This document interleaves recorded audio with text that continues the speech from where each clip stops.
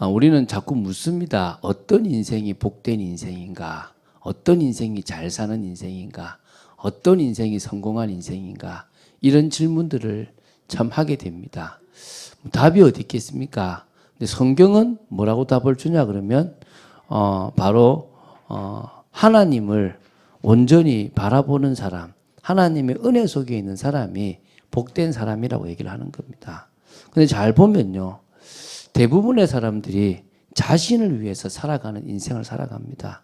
나에게 유익이 되고 나에게 필요하고 나에게 맞는 인생, 내가 꿈꾸고 내가 바라고 내가 계획하고 내가 성취해서 기쁨이 되는 인생들을 많이 살아가려고 합니다. 그 인생이 결국은 자기가 선택하고 자기가 자기 멋대로 하는 것처럼 보이지만 결국은 끌려가는 인생이고 결국은 자기 뜻대로 못하는 인생인데도 그렇게 하려고 몸부림칩니다. 또 마침 몇 사람들은 그렇게 살아요. 그렇게 살아가는데 사실은 쉽지 않은 인생이라고 보시면 됩니다. 대부분의 사람들이 잘 살고 싶고 행복하고 싶고 자신이 꿈꿨던 걸 하고 싶지만 잘 안 되는 거죠. 근데 그런 걸 내려놓고 주님의 말씀에 순종하겠다라고 인생을 턴하는 사람들이 생겨요. 힘들어요, 처음에는. 자신을 내려놓는다는 것도 쉽지 않고 주님의 말씀을 따라가는 것도 쉽지 않아요. 여러분 한번 이야기를 나눠보세요. 사람들하고 얘기를 나눠보면 특히 신앙이라고 나눠봐도 그 어떤 신앙에 대한 이야기, 말씀에 대한 이야기보다는 세상 돌아가는 이야기를 많이 하잖아요. 왜냐하면 우리도 모르게 주님의 말씀에 순종하고 주님의 말씀을 따라가는 삶보다는 그냥 세상에서 살아가는 방식대로 나 중심으로 나를 조금씩 드러내고 어떤 사람은 디스하고 막 이런 어떤 그런 문화 속에 있는 인생을 살아가지 주님의 말씀에 순종하는 인생을 살아가기가 사실은 쉽지 않은 겁니다. 그래서 여러분 지금부터 계속 하실 게 뭐냐면 복된 인생으로 가려면 말씀에 자꾸 순종하는 인생입니다. 첫 번째는 나와 맞지 않는 삶이에요. 그래서 말씀에 순종을 하는 겁니다. 오히려 복종이라고 해도 돼요. 그분의 말씀이면 나와 맞지 않아도 나는 복종하겠습니다. 따라가겠습니다. 라고 하는 거죠. 그리고 길들여지겠습니다. 당신이 서라면 서고 당신이 가라면 가고 당신이 하라고 하는 것에 하고 당신의 관심이 가장 많은 곳에 저도 관심을 두겠습니다. 이제 서서히 뭡니까? 나 인생, 나 자신의 인생 중심에서 하나님 중심의 인생으로 바뀌어져 가는 게 상당히 중요한 겁니다. 상당히 어렵습니다, 이게. 특히 젊을수록 어렵고 특히 뭡니까? 자기 나름대로 인생에 꿈이 있는 사람일수록 더 어렵습니다. 이제 거기서 조금 더 나아가는 건 이제 뭐냐면 내 인생 중심이 아니라 말씀에 순종해도 나를 위한 삶이잖아요. 그게 아니라 주님의 뜻을 따라서 주님이 맡기신 사명을 감당하는 인생으로 가는 거예요. 다시 말하면 일을 하는 목적도 자녀를 키우는 목적도 사람들을 만나는 목적도 이제는 뭡니까? 사명 감당이라는 부분에 맞춰지게 된다면 조금 더 복된 인생을 살아갈 수가 있는 겁니다. 할렐루야. 요거까지 가지는 인생을 하나님은 원하십니다.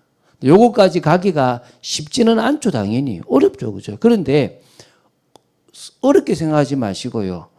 불가능해 보이는 구원을 이루신 분이 하나님이시잖아요.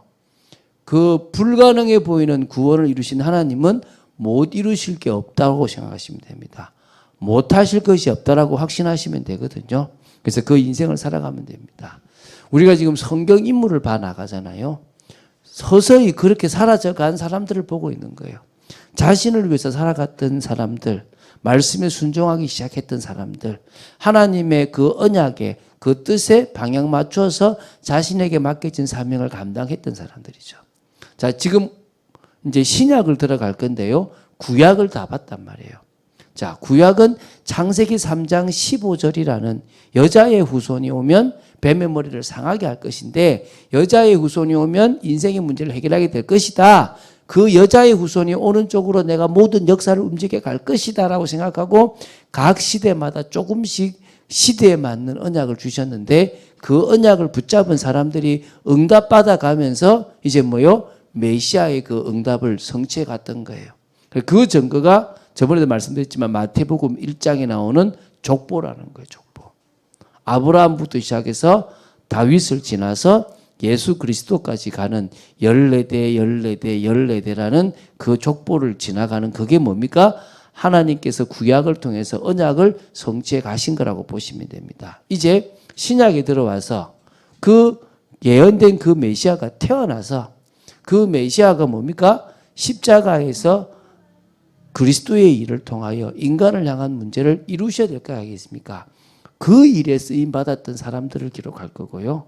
그 일을 목격한 사람들이 그 그리스도의 복음을 증거하는 일들이 일어날 거란 말입니다. 그 두 가지를 볼 거란 말입니다. 다시 말하면 예수님이 탄생되어서 십자가에 돌아가시기까지의 일에 쓰임 받았던 인물들이 있고 예수님의 십자가의 그 죽으심과 부활을 증거하며 언약을 성취하는 사람들이 있었지 않습니까? 그 두 부류를 끝까지 다 보고 올해의 이 성경 인물을 끝내려고 합니다. 이 성경 인물을 좀 끝을 내면 이제 조금 더 기초에 대한 말씀을 좀 나누고 이제 내년에는 뭐를 들어갈 거냐 그러면 예수님의 일대기에 대해서 한번 나눠 볼 수 있는 시간들을 한번 가져보려고 합니다. 자, 그럼 오늘 첫 시간으로요. 제가 참 누가를 존경하는 이유 중에 하나가 누가가 너무나 중요한 기록들을 상당히 많이 잘 남겨놨더라고요. 그러니까 마태나 마가나 요한복음에 기록되어 있지 않은 내용들을 이 누가가 꽤 많이 아주 상세하게 기록해 놨기 때문에 그 내용들을 보면서 우리가 하나님이 이렇게 메시아의 탄생과 메시아가 메시아로서의 일을 하도록 준비하셨구나라는 것들을 볼 수 있겠다는 거죠. 메시아는 히브리어고 헬라어로 바꾸면 뭐란 말입니까? 그리스도라고 보시면 되죠. 그죠? 자, 그러면은 오늘 제목이 뭐라고요? 세례 요한의 부모 누굽니까? 사가랴와 엘리사벳이에요. 그러니까 누가는 예수님에 대한 이야기를 시작할 때 구약에 예언되었던 누구를 시작합니까? 세례 요한에 대한 이야기를 시작해요. 세례 요한이 먼저 출생이 되어지는 게 복음의 시작이었다라고 보는 거예요. 그래서 그 세례 요한의 출생에 관계된 이야기를 시작부터 이 5절부터 이제 풀어나가기 시작하는 거예요.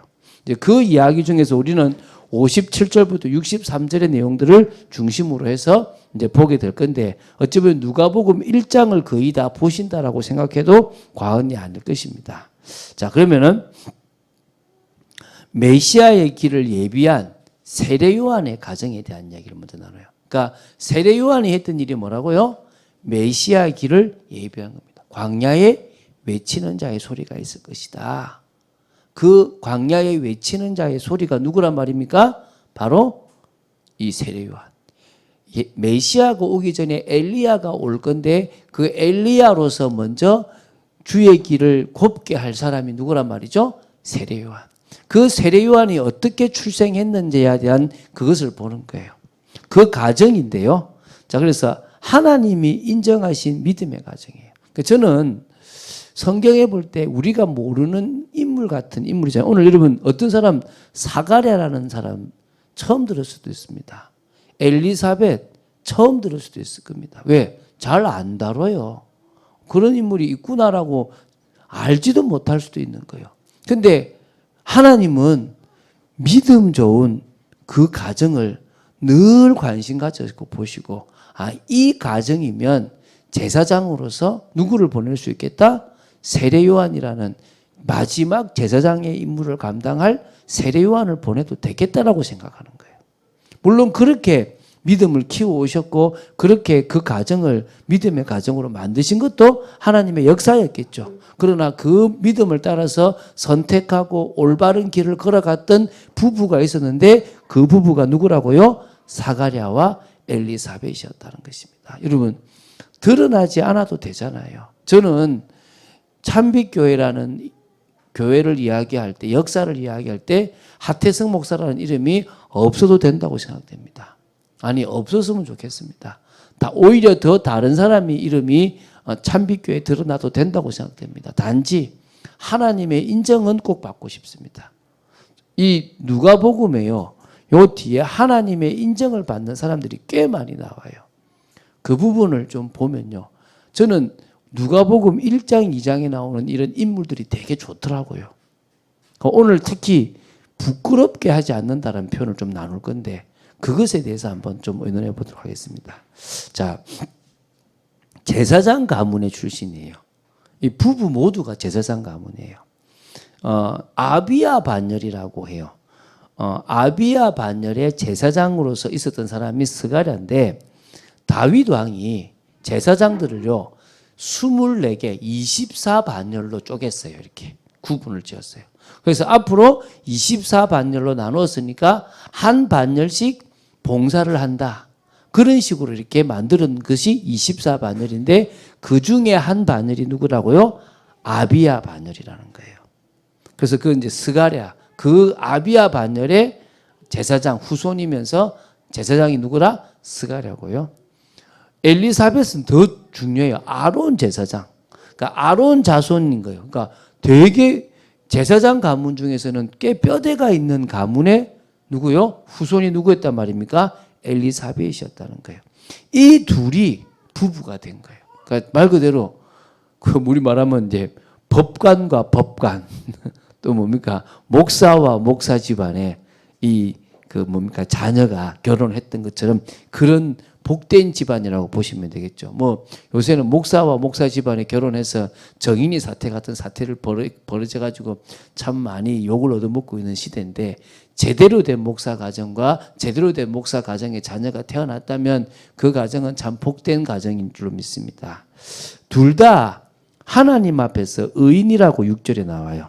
이 두 사람은 하나님 앞에 의인이니 주의 모든 계명과 규례대로 흠이 없이 행하더라.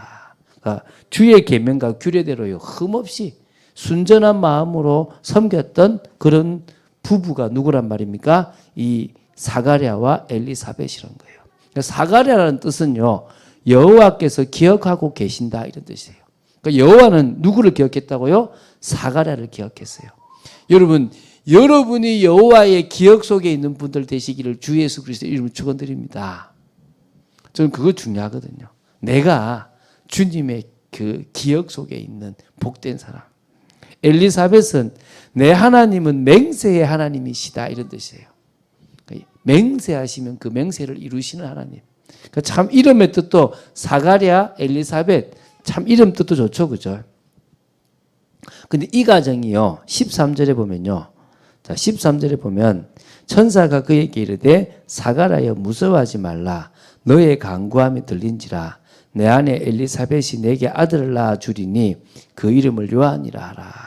그러니까 이 가정이 어떤 가정이냐면 자녀를 두고 계속 기도했는데 자녀가 없었던 나이가 좀 꽤 많이 들었던 그런 집안인 거예요. 근데 이게 언제 들렸냐 그러면 누가복음 1장 8절부터 9절에 보면 사가랴가 주의 성전에 들어가서 제사장 직무를 행할 때라는 거예요. 그래서 아까 얘기했죠. 24반열이 돌아가면서 제사장 직무를 하는데 그 당시에 아비야 반열의 제사장이 약 900명이라 그래요.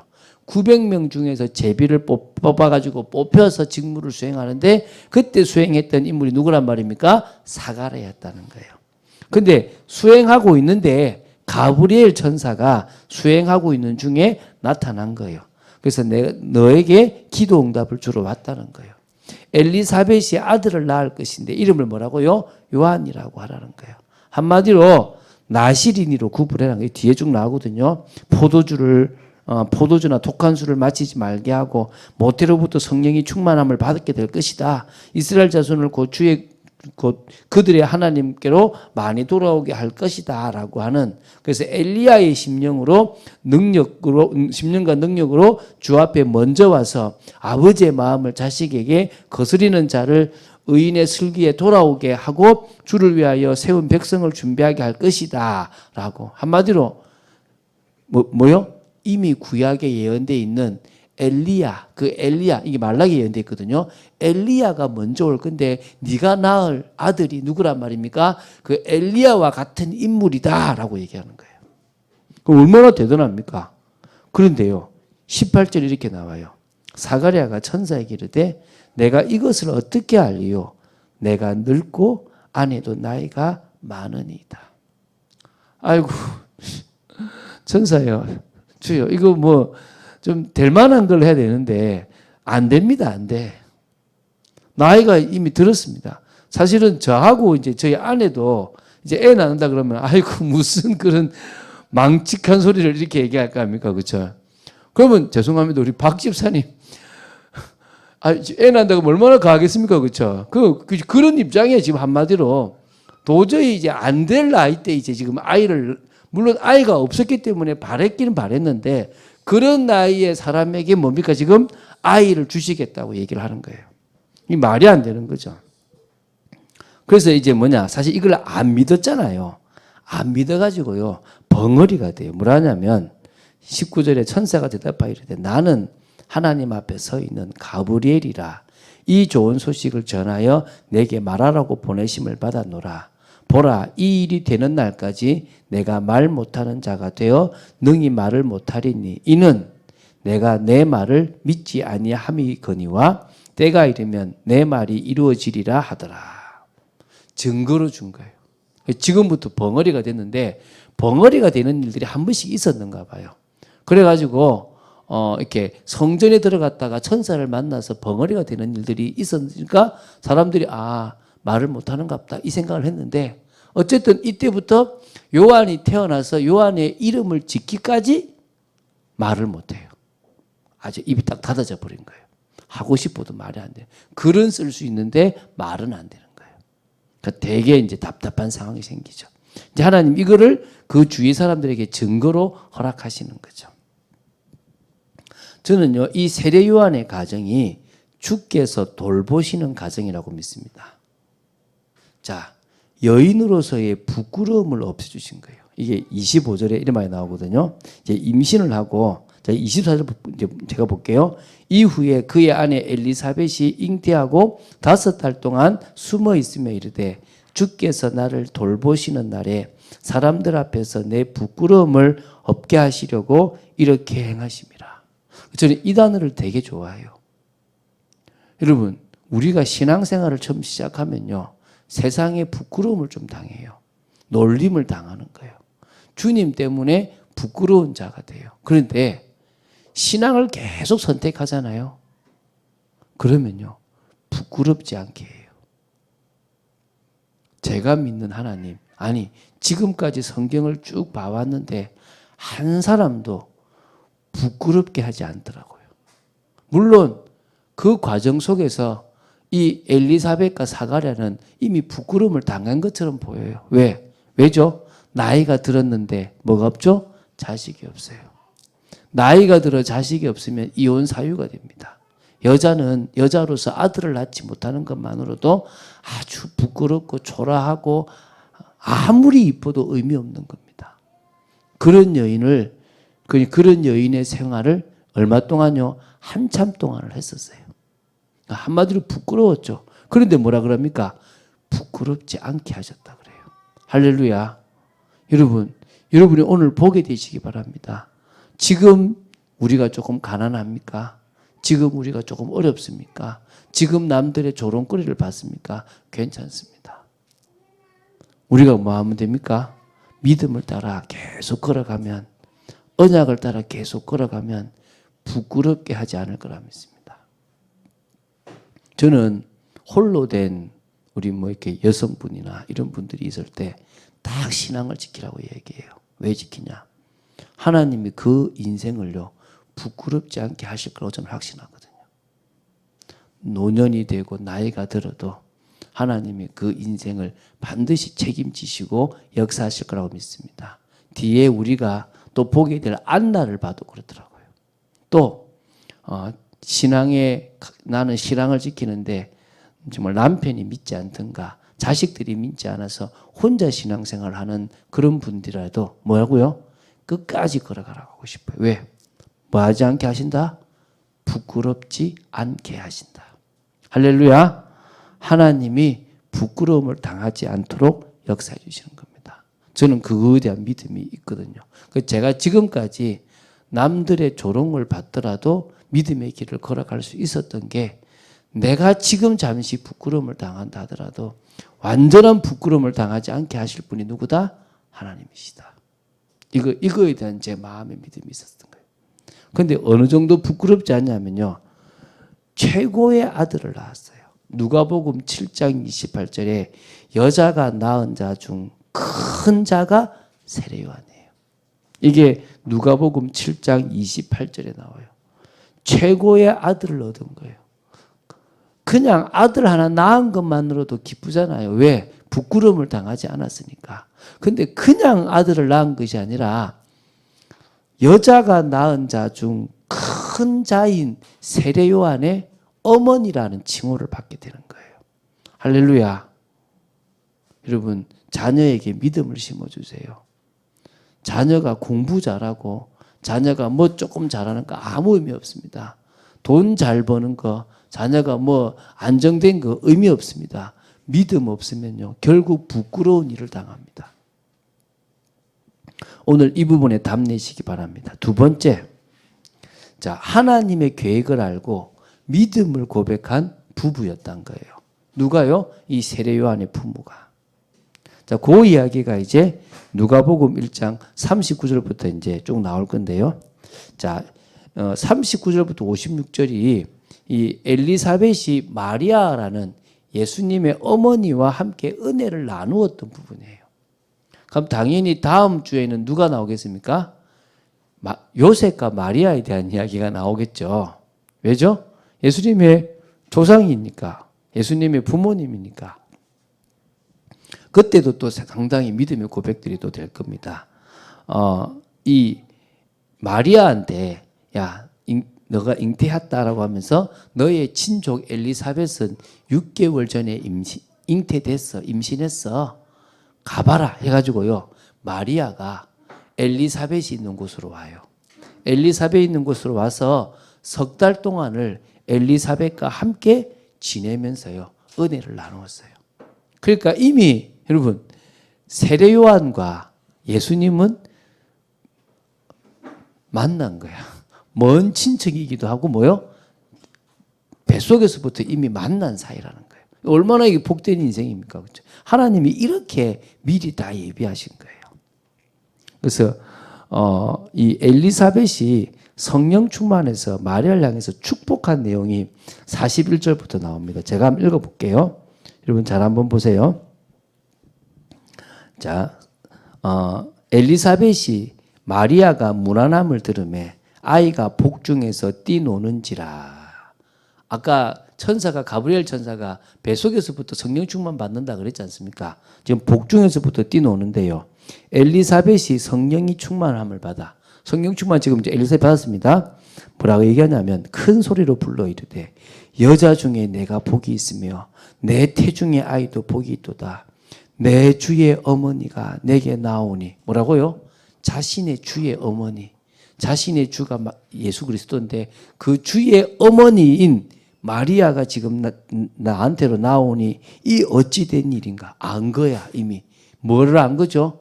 저 여인이 임신한 뱃속의 아이가 누구라는 거요? 메시아라는 걸 안 거예요. 보라, 내 문안하는 소리가 내 귀에 들릴 때에 아이가 내 복중에서 기쁨으로 뛰놀았도다. 주께서 하신 말씀이 반드시 이루어지리라고 믿은 그 여자에게 복이 있도다. 할렐루야. 주께서 하신 말씀이 반드시 이루어지리라고 믿는 여러분들에게도 복이 있을 줄로 믿습니다. 믿으세요. 우리를 향한 하나님의 계획을 이루실 하나님을 믿게 되기를 바랍니다. 이렇게요. 참 성령 충만했잖아요. 자, 우리 46절부터는 이제 다음 주에 마리아 이야기하면서 나누면 되겠죠.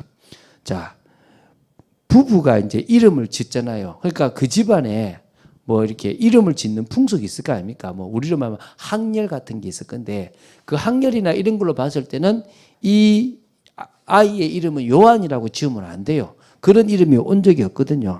그런데 이제 아버지한테 이름을 물으니까 이제 엄마가 먼저 이제 뭡니까?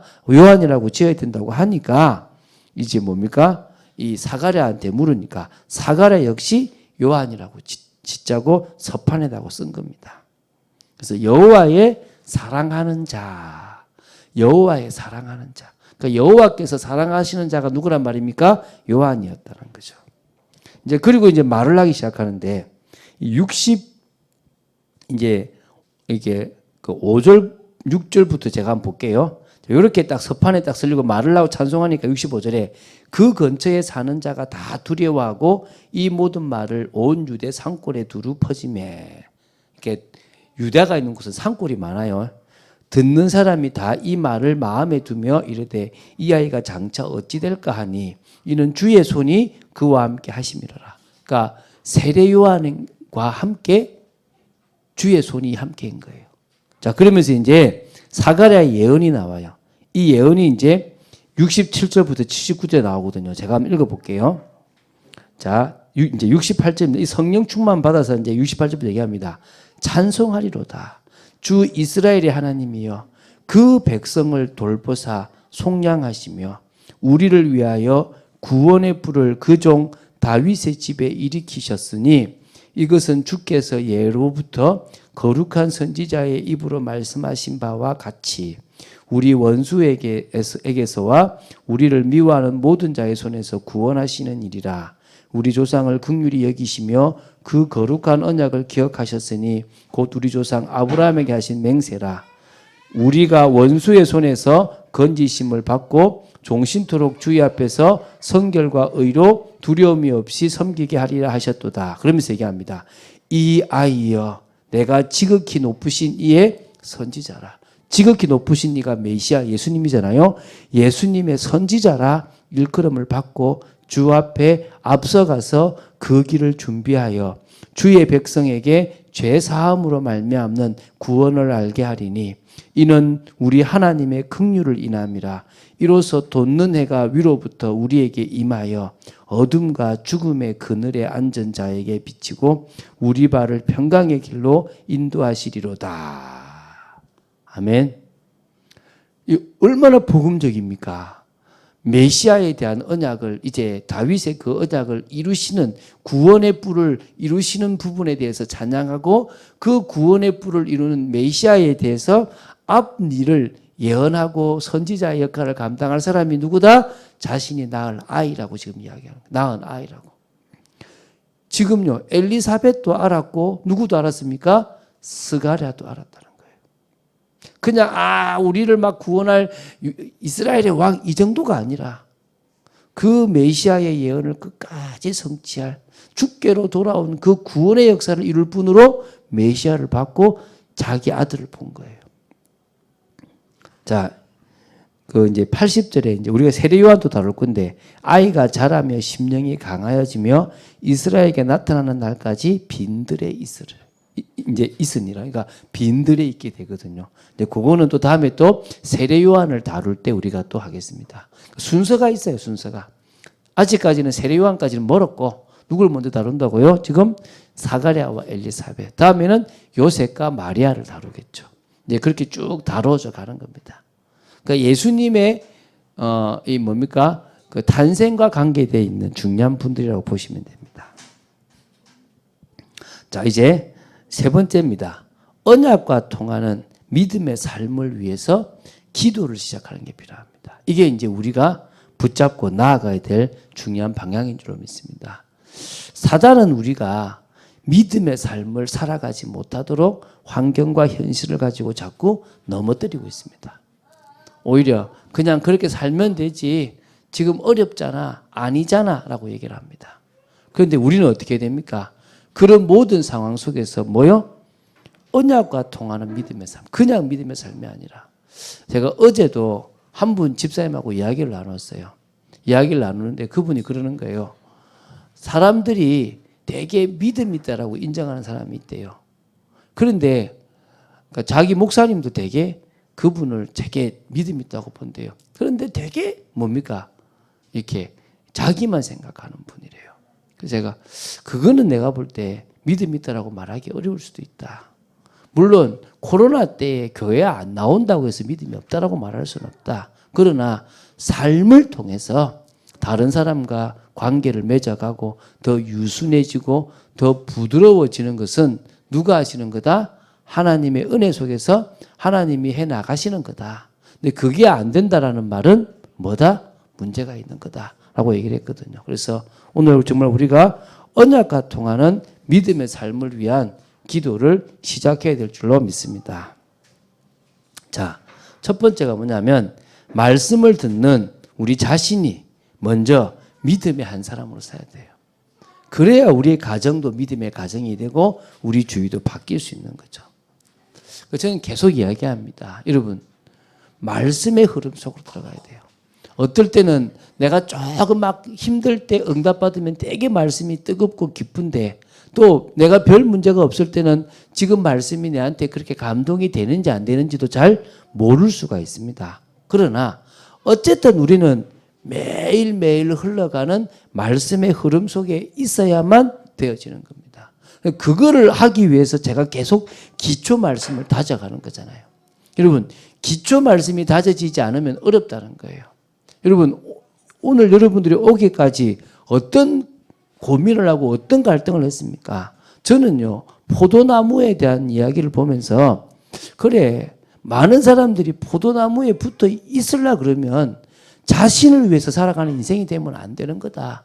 그 포도나무에 붙어 있다는 것은 말씀에 순종하는 거고 그 포도나무가 원하는 일을 하는 것이 진정으로 포도나무에 붙어 있는 가지의 삶이다. 그래서 제가 서론에 뭘 했냐면 자신을 위해 사는 인생이 아니라 말씀에 순종하는 붙어 있는 삶을 지나서 열매 맺는 주님을 따라가는 사명 감당하는 삶, 인생이라고 제가 이렇게 제 나름대로 고백했거든요. 그럼 여러분들이 한 주간 동안 우리 부목사의 메시지를 쭉 들으면서 고민하고 기도했다면은 여러분 나름대로 깨달아지거나 또 갈등되거나 의문이 생기는 것들이 생기게 돼 있다는 거예요. 그걸 가지고 여러분 이 자리에 왔다면 여러분들이 오늘 말씀을 듣는 중에 또 한 번 하나님께서 여러분의 그 부분에 말씀으로 답을 주시든지 확답을 주시든지 같은 부분을 깨닫게 하시는 것들이 있을 거라고 믿습니다. 그게 뭡니까? 말씀의 흐름 속에 있다는 거예요. 그게 여러분들이 해나가야 될 중요한 일인 거죠. 그래서 매일 말씀과 매일 기도를 통해서 주님과 함께 해야 되는 겁니다. 그래서 여러분, 저는요, 여러분하고 숙제하는 일이 있는 게 감사해요. 여러분, 우리가 숙제가 있다는 게요, 매일 해야 되는 것들이 있다는 게 되게 필요합니다. 사역자로서요, 사역을 받는 그런 대상자와 같이 나눌 수 있는 게 저는 너무너무 좋더라고요. 꼭 여러분도 그런 것들을 만드셔서 뭘 하는 겁니까? 계속 매일 깨어있는 말씀의 흐름 속에 있게 되기 바랍니다. 그러면요, 그 말씀의 흐름 속에서 꼭 발견할 게 나를 향한 메시지예요. 나에게 주시는 메시지가 있다고요. 특히 실천해야 될 것들이 있어요. 실천. 갱신에 필요한 거든지 나아가듯 실천에 필요한 어떤 방향적인 것들이 있다고요. 여러분, 오늘 메시지를 듣는 중에 부끄럽게 하지 않겠다라는 그 말씀을 통해서 여러분들이 뭔가를 결단하는 것도 여러분들에게 중요한 시간표가 될 수도 있고요. 그 외에 이 사가랴나 엘리사벳처럼 하나님과 깊이 통하는 중에 하나님이 무슨 일을 지금 진행하시는지를 자신의 자식을 보면서 알 정도가 돼도 되는 거예요. 이게 지금요, 쓰임 받는 거잖아요. 그러니까 엘리사벳이나 사가랴는요, 자신의 아이를 최고의 제사장으로 키우고 싶은 마음은 없어요. 뭔가 이름 나는 사람으로 키우고 싶은 마음이 없습니다. 결혼을 하지 않더라도 일찍 죽는 한이 있더라도 뭐라고요? 그리스도의 길을 예비하는 그런 광야에 외치는 자의 소리로 키우고 싶은 거예요. 그게 그에게 주시는 메시지잖아요. 그 메시지가 나오면 그 다음에는 내가 할 수 없는 게 나와요. 그때 뭐가 나오냐? 기도 제목이 나오는 거예요. 그러니까 무슨 얘기냐면 하나님이 나보고 이거를 원하시네. 그런데 나는 뭐요? 이거를 할 수 있는 뭐가 없단 말이죠? 능력이 없어요. 그때 뭐가 생기는 거죠? 갭이 생기는 거예요. 갭이. 무슨 갭이 생기죠? 하나님은 나보고 A를 해라고 하는데 나는 A를 할 수 있는 힘이 없어. A를 할 수 있는 자리에 있지도 않고 능력도 없다는 거예요. 그러면 뭘 원하시느냐? 기도를 원하시는 거예요. 하나님, 저에게 A를 원하셨으면 제가 A를 하고 싶습니다. 그런데 제 사정은 A를 할 수 없는 사정입니다.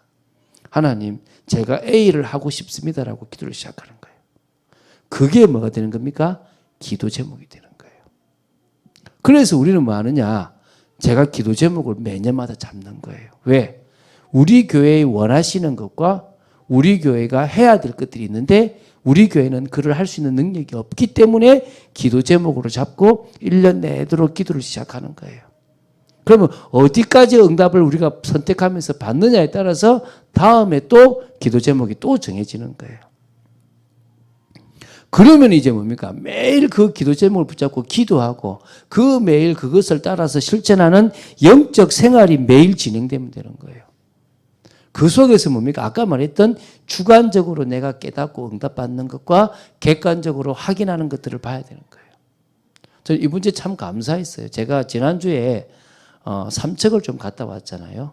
그리고 하루 만에 번개불에 콩 구워 먹듯이 저 경남 창녕을 갔다 왔어요. 그럼 제가 새벽 기도까지 다 하고 하려면 얼마나 힘들겠습니까? 우리 부목사님이 계시니까 너무너무 제가 수월하게 믿고 맡기고 뭐 잘했나 못했나 이제 볼 필요도 없어요. 왜? 잘하고 있으니까.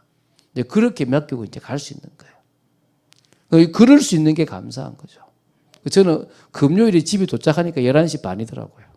아침에 몇 시에 나가느냐? 5시 40분에 나가가지고 새벽 5시 40분에 나가가지고 밤 11시 30분에 집에 돌아왔어요. 빠른 아주 막 이렇게 번개불에 콩을 구워 먹었죠.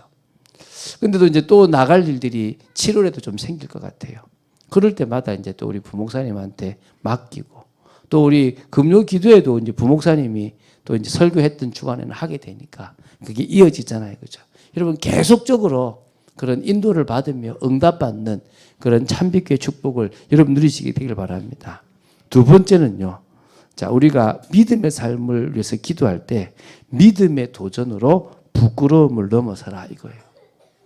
자, 믿음의 도전으로 부끄러움을 넘어서는데 세상 속에서 우리가 부끄러움을 당할 때가 있어요. 뭐냐? 돈이 없어서 부끄럽고 어떨 때는 뭐 저 같은 경우에 좋은 대학을 가지 못해서 부끄러울 때도 있고 월급이 많지 않아서 부끄러울 때도 있고 또 뭡니까? 제 모습이 뭔가 잘 갖춰지지 않아서 부끄러울 때도 있고 또 뜻대로 일이 진행되지 않아서 부끄러울 때도 있습니다. 자, 그러면은 어느 때 부끄럽냐? 첫 번째, 좋은 겁니다. 믿음을 선택하고 주님을 위해서 나아갔는데 부끄러움을 당할 때가 있어요. 그 참 고난이죠, 고난. 예수 믿는 것 때문에 당하는 부끄러움입니다. 요 부끄러움은요, 괜찮아요. 왜? 주님이 이 부끄러움 없게 하실 거거든요. 엘리사벳처럼 많은 믿음의 사람들을 부끄럽지 않게 하셨던 것처럼 부끄럽지 않게 하실 겁니다. 근데 두 번째가 있어요. 세상적인 것을 선택해서 당하는 부끄러움이 있어요. 이거는 당하지 마시기 바랍니다. 여러분이 지금 조금 나았다고 생각되는 거 선택하면 부끄러움 당합니다. 저는 많이 봤거든요. 어떤 홀로 된 분이 그냥 조금 괜찮은 사람을 만났는데 그것 때문에 계속 고생하시는 부끄러움을 봤어요. 또 어떤 사람이 믿음의 선택을 하는 게 아니라 사업이나 일한다고 해서 막 이렇게 신앙이 아닌 다른 것을 선택해서 가서 부끄러움을 당하는 모습, 사업이 망하고 어려움을 당하는 걸 봤어요. 최소한 그런 부끄러움은 당하면 안 됩니다. 그건 부끄러운 거예요. 나이가 들었는데 아무것도 못하면. 그런데 여러분이 정말 주를 위해서 살았는데 지금 그런 일을 당한다. 그건 괜찮아요. 왜? 그 부끄러움을 주님이 아시고 계시고 어느 순간에 뒤집으실 거기 때문에 그래요. 믿습니까? 그래서요. 세상적인 거라면 갱신하세요. 주님 때문에 당하는 부끄러움이면요. 끝까지 믿음의 도전을 하세요. 끝까지 하나님이 원하시는 길을 가보시라니까요. 언약의 성취를 위해서 가보시면 돼요. 저는 갈 겁니다. 참빛교회 성도들 같이 갈 겁니다. 어떻게 가느냐? 그냥 가면 돼요. 그냥 어려움 당하는 거 가면 돼요. 전 참 감사하더라고요. 제가 아는 분이요. 그 교회가 참 방역수칙을 잘 지켰대요. 참 잘 지켰대요. 그런데 한번 권사님 퇴임식이 있어가지고 그러니까 숫자에 대해서 이제 방역을 안 지키고 사진 찍을 때 조금 이렇게 했던 데 있더라고요. 12명이 확진된 거예요. 그 교회. 그래가지고 막 지금 교회가 지금 폐쇄가 되고 2주 동안 다 지금 못 나오게 된 거예요. 되게 그래서 제가 그분한테 힘내라. 그런데 이때 집사님 불신앙의 말을 하지 말고 기도해라. 목사님을 위해서 기도하고 교회가 하나 되도록 기도해라 그랬거든요. 저는 참 감사한 게 사실은 제가 방역을 지키려고 노력했던 적도 많지만 방역을 어떻게 다 지키겠습니까? 노력은 하지만 또 지켜야 되는 거지만 다 지킬 수가 없잖아요, 사실은. 그죠? 그런데도 참 감사하게 그런 거 없이 지금까지 지켜주신 거 감사하고 또 있어도 어쩔 수 없죠. 뭐, 그죠? 코로나가 걸려도 뭐 어쩔 수 없지만은 하지 않게 하신 것 또한 감사하다고 생각이 됩니다. 그런 것에 대해서 두려워하지 말고요. 우리가 뭐요? 그냥 우리에게 주어진 일들을 걸어갑시다. 할렐루야. 여러분 지금도 뭐 방역을 잘 지키셔서 딱 입에 마스크를 하고 계신 게 감사합니다. 자, 세 번째요. 이제는 믿음의 도전을 넘어서요. 하나님의 계획을 발견하고 이뤄나갑시다. 여러분 가정과 자녀를 향한 분명한 계획이 있어요. 저는 자녀를 볼 때 이 세 명의 자녀, 저한테 주신 이 세 명의 자녀가 각각 다 달라요. 다 공부를 잘하는 건 아니고요. 그렇다고 해서 다 신실한 것도 아니고 각자에게 주어진 것들이 있더라고요. 그것을 두고 최소한 인도받으려고 하고 있습니다. 자, 그리고 전문가 교회를 통해서도 제자를 세워나가고 또 하나님의 계획을 이뤄나가는 그런 일에 쓰임받으려고 합니다. 그래서 이제 결론적으로 뭐요? 믿음의 도전을 하자. 할렐루야. 꼭 믿음의 도전을 해나가 봅시다. 이게 우리에게 중요한 일이 될 줄로 확신합니다. 그 축복을 오늘도 사실적으로 누리는 여러분 되시기를 주 예수 그리스도 이름으로 축원드립니다. 주는 그리스도시요 살아계신 하나님의 아들이심을 고백합니다. 믿음의 도전이라는 말씀을 우리가 계속 나누고 있습니다. 아버지 하나님, 저희들이 환경과 현실을 넘어서 도전할 만큼의 축복의 저희들 되도록 지켜 주시옵소서. 감사드립니다. 주 예수 그리스도 이름으로 기도드립니다. 아멘.